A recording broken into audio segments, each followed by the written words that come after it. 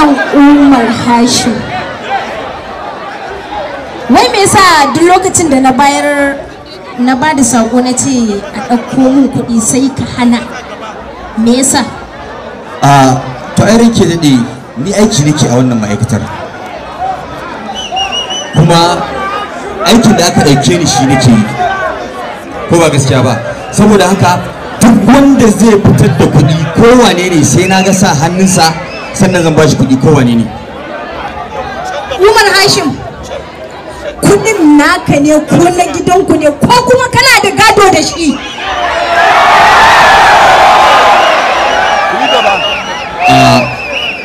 Ranke daɗe, kamar yadda na gaya miki aiki aka ɗauke ni a wannan masana'anta. Abin da nake son ki sani shine ko Alhaji Matawalle ne ya zo wurin nan sai ya rubuta min na gani sannan zan ba shi hannu.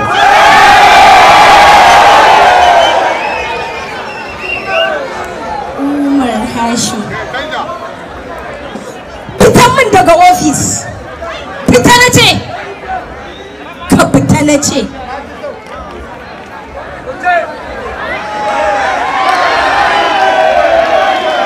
Ji mana, ɗan zo.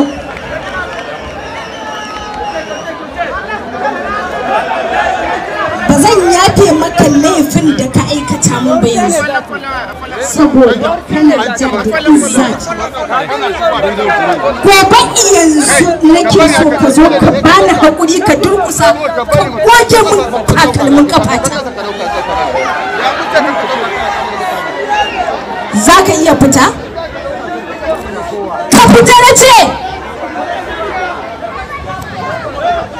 Shi kenan. Amma? Ka fita. Okay. Umar.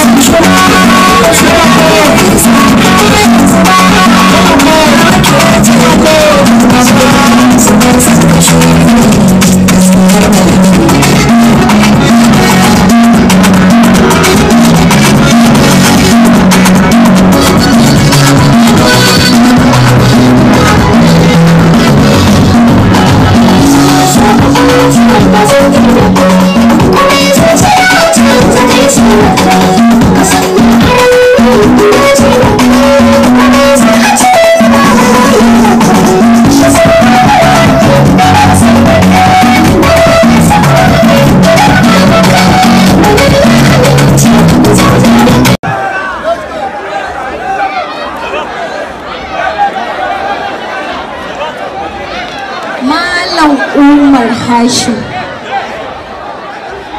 wai me yasa duk lokacin da na ba da sako na ce a ɗauko min kuɗi sai ka hana?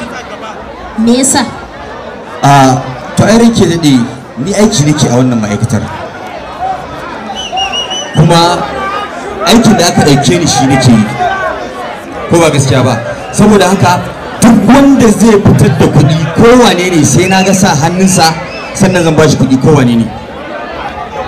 Umar Hashim, kuɗin naka ne ko na gidanku ne ko kuma kana da gado da shi?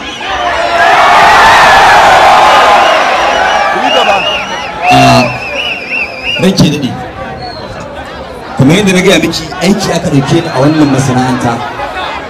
Abin da nake son ki sani shine ko Alhaji Matawalle ne ya zo wurin nan sai ya rubuta min na gani sannan zan ba shi hannu.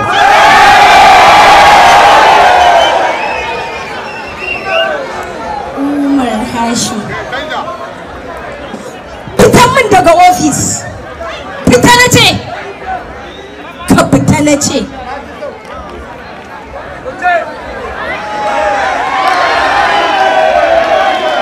Jimana, ɗan zo.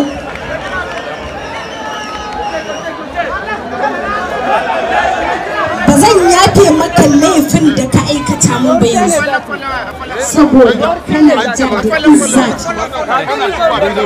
Gobe yanzu nake so ka zo ka bani haƙuri ka durƙusa ka goge min takalmin kafata.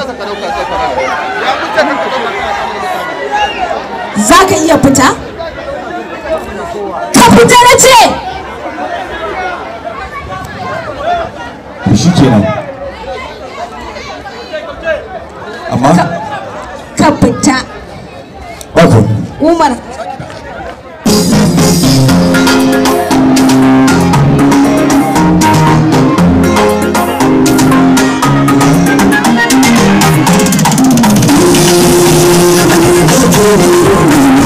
Say,